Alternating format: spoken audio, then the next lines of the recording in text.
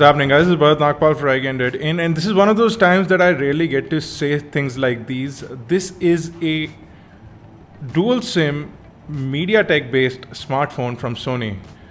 Never did I expect that Sony would make a smartphone based on a MediaTek chipset, but now that seems to be the trend, and that's what the company has done. This is the Sony Xperia C. Priced at about 18,600 rupees in the Indian market, this phone is readily available online as well as offline at retailers and is doing fairly well for the company. So let's quickly go ahead and unbox it, and I'm going to tell you a little more about the specifications. The first thing I'm going to do is I'm going to pop open the box, and the first thing inside the box is the Xperia C itself. I'm going to put that aside. I also get a bunch of documentation, so a startup guide and important information booklet. You also get a warranty certificate that should be stamped in your case. Pull things out, you get a wall charger, which is a standard style Sony wall charger. USB port on one side and the Indian pin system over here. Nothing else in this compartment. You also get a micro USB cable. So USB to micro USB cable, standard Sony cable, really high quality cable. The kind of inbox accessories that Sony has is really high quality, at least for the cable and charger. The earphones I'm not too impressed with.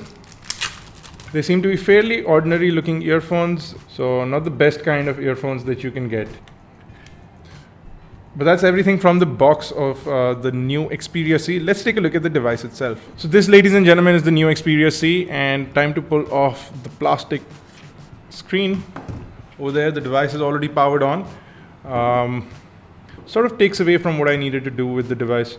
But as you can see, it appears to be a fairly well-built device. You have a matte finish back panel, really soft touch back panel over here.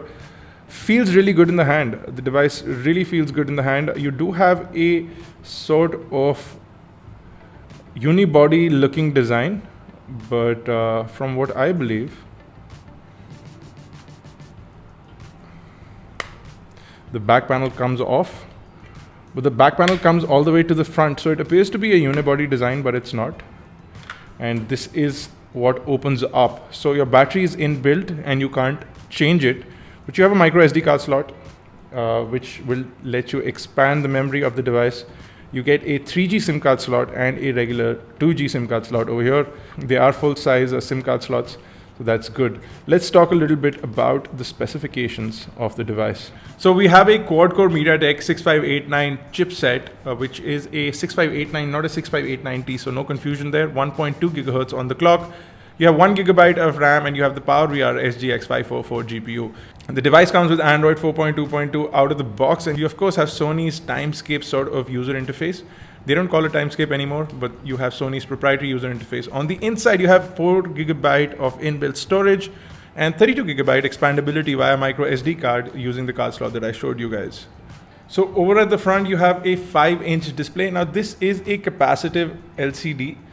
The resolution may disappoint some people. So you have a 540 by 960 pixel display, which gives it a total of 220 pixels per inch.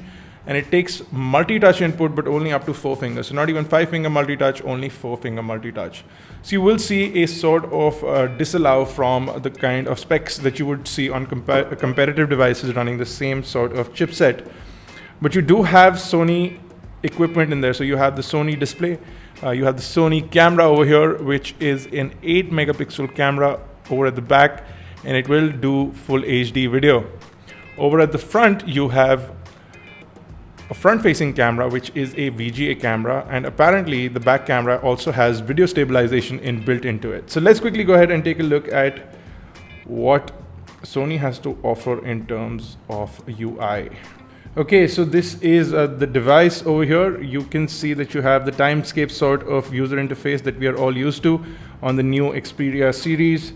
You can scroll across your home pages like so. You can add additional home pages if you so choose to. I think a total of 7 home pages can be added, and I've already done that. This is your main home screen. You can of course customize it, like I said, with widgets, wallpapers, and apps, in case you would like to do that. If I get into the dialer, you'll see a very stock looking Android dialer, so nothing special over there. This is what Sony has been putting in their devices, so nothing special. So you basically get what you've been seeing on Sony Xperia Z devices onto the Xperia C. Again, the right message format, you'll see a Sony Xperia keyboard over there, including trace input and personalization options for your keyboard. So you can change the color as you can see over here, and you can also enable trace input. Let me quickly connect to the internet. So we are connected to Wi-Fi now, and I shall open up Chrome, which is sort of the stock browser on Xperia devices. And as soon as I am done with this, I shall be able to open up our website. So funnily enough, while the website's loading, it completely stops responding. It's not responding at all. But I feel that once the device is done, now it's done loading up the website. There is a considerable amount of lag now. That is because of Chrome, or is that because of the device? I don't know. But this chipset is fairly good at putting our website together, and we have been able to get a lot of devices running this chipset to work properly. So could be a Chrome issue, could be a device issue, or could be a website issue. Bharat, your website does not load quick. Either way, let's open up YouTube and see what video playback is like, so that we can conclude this quick hands-on and come back and do a bunch of other videos for you guys.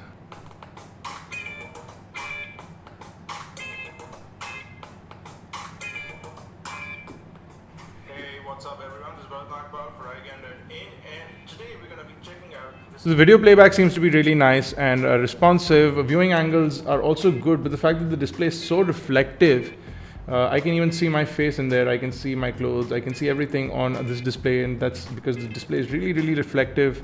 It is also possible that Sony has put on their anti-scratch coating on this, which means that there is a layer of plastic, which is a scratch resistant layer of plastic, which is a reflective layer of plastic, which makes it not nice on the front.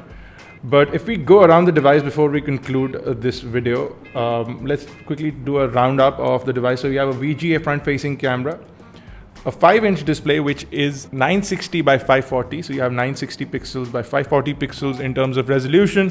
You also get a 220 pixel per inch pixel density. Now some of the real estate at the bottom is taken by the on-screen buttons, as you can see over here. You also have a large hole over here, which is probably for the microphone or the main speaker. So it does have stereo speakers, it appears. They've sort of used the HTC boom sound sort of system, and they've added speakers in the front. So you have one speaker here and one speaker here. That's why the audio from the video is that good. You can see the microphone at the bottom over here. If I take a look at the right of the device, you can see a dedicated camera shutter button.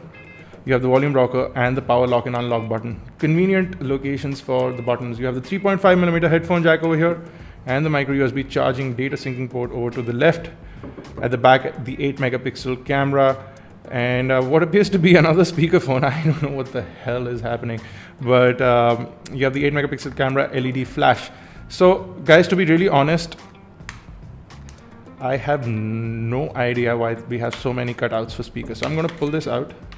So there is a main speakerphone over here. There is a speaker vent over here and over here. So this is our earpiece. This is our secondary speaker, I believe, because this is a microphone over here at the bottom. So not too sure what Sony is doing with speakers on this device, but I will get more details on this for you guys. So there you go guys, this was a quick look at the Xperia C. We'll be back with gaming benchmarks and the final review really soon, so stay tuned for that. If you have any questions or queries, do drop them in the comment section below. Do check us out on Facebook, Twitter, Google+. Make sure you subscribe to us on YouTube, youtube.com/iGyaan, youtube.com/iGyaan TV for iGyaan Networks. Bharat, thank you guys for watching.